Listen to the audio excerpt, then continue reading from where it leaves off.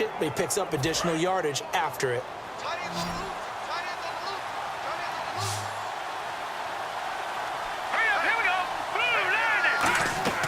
Back to throw now on first down. He's got time. He's going to air one out. This is caught inside the 15. A pickup there of 37. And it'll be first down Vikings. 2 minutes to go here in the first half. We'll come back to Philadelphia after this.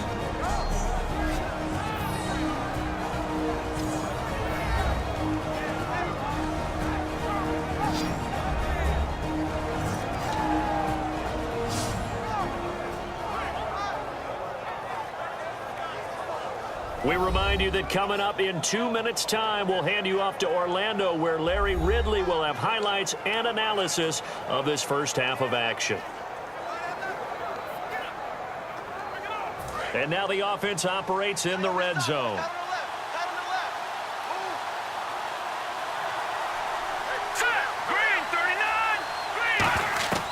Now on first down, he'll drop to throw it. And no escaping this time as he'll go down. They got him for a sack. Benny Logan in there to bury him for a loss of 11. Now that was a passer's nightmare.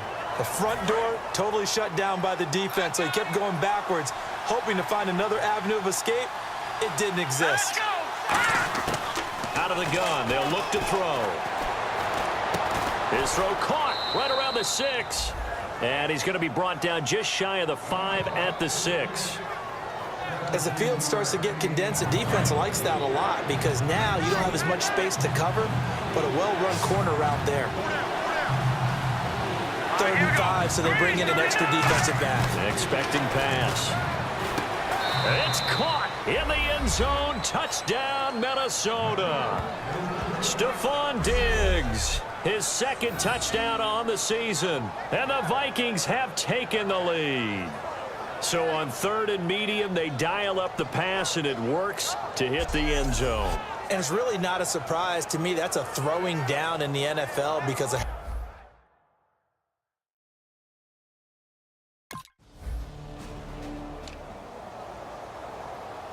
And out now come the Vikings. And we'll see how this is played. Offensively, they've got the lead. Not a whole lot of time left. What do you think, Charles? Well, it's tempting to try and add to your lead, but a mistake. Looking for Johnson, and it's intercepted. A great read, and it's picked off. And his crew will take over with the football at the 35-yard line. Well, this is a defense that can confuse even the best of quarterbacks with their zone schemes. And here you've got a linebacker that's going to stay at home and just sit down in that zone. And this one basically comes...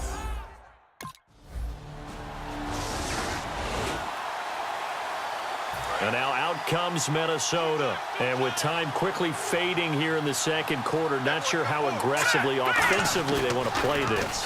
I think we'll find out just how much they trust their guys in this situation if they decide to take a shot. It's a tried and true formula, and I don't think it'll change for as long as we play football. If someone's trying to throw the ball and you can put pressure on them and make it tough, that's only going to help your defense. Yeah, he's since being hurried. He got rid of it before taking the hit, but incomplete.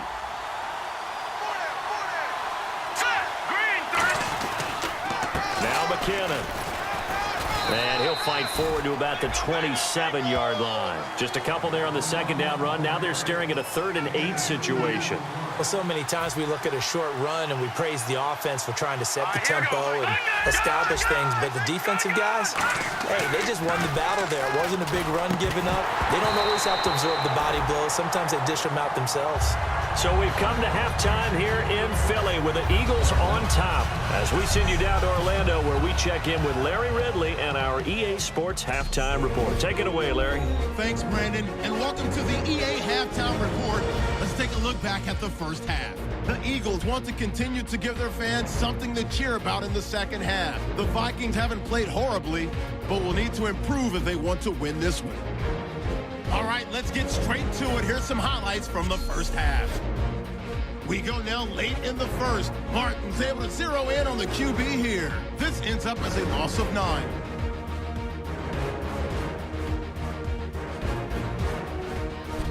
Now first First and 10. Nice work to make the catch in double coverage, and it's going to end up going for a gain of 37. Continuing on the drive, they're going to come away with another sack here. This ends up as a loss of 12.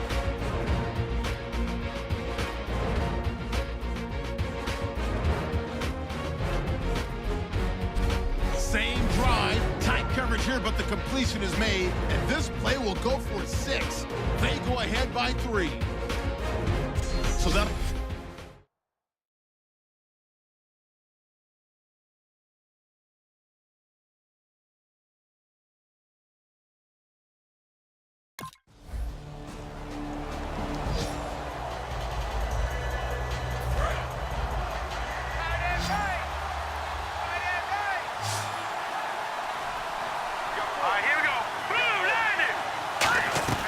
Now back to throw. The left side caught by Diggs. And he's brought down. Now whistles and a timeout. Looks like we've got a Viking slow to get up. While the training staff works on him, we'll step aside and be right back.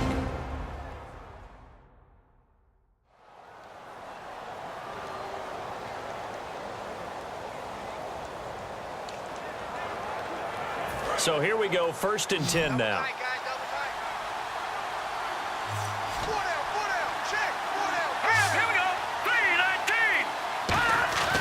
They're going to look to throw. And his throw's going to be incomplete. He was looking for Jarius Wright that time. And it'll be second and 10. Let's give some credit to the defensive guys on that play. Able to bat that one away. Sure looked like they were trying to hit the corner route.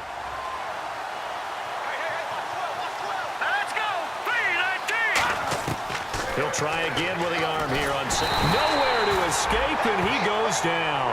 A first-time Pro Bowler from 2015, Fletcher Cox, in there to drop him for his 5th sack of the year. So a big sack on second down. Now let's see what the offense has in store for third. They'll set up to throw. And he couldn't hang on to it through the contact. Incomplete.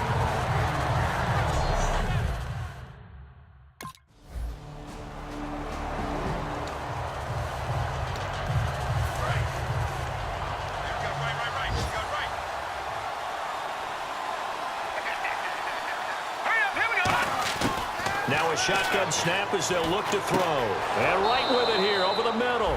And he's brought down. 15 yards through the air and a first down. Slant route's effective no matter who's running the route and catching the ball. But when you have a receiver of that stature, you have to be a little bit more precise throwing it. You don't have the same catch radius with the bigger targets. Now let's go. McKinnon. And he is met at the line of scrimmage, and he goes down right there. No gain on the play. It'll be second down.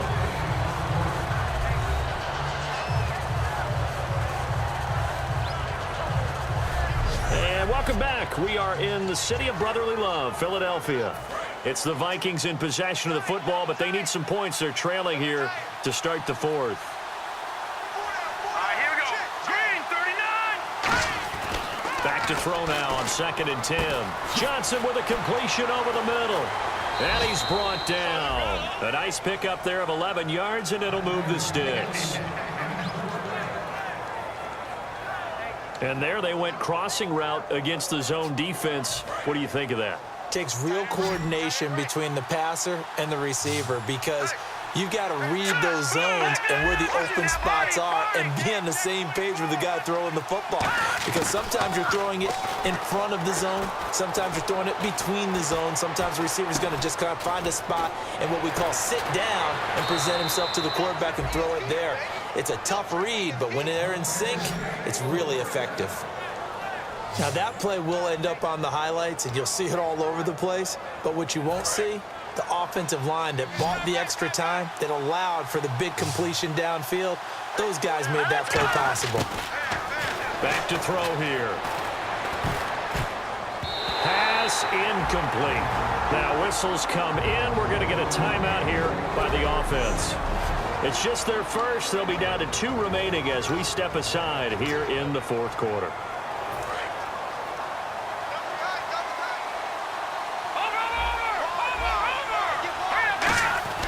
Again, he'll drop to throw. And he can't corral it.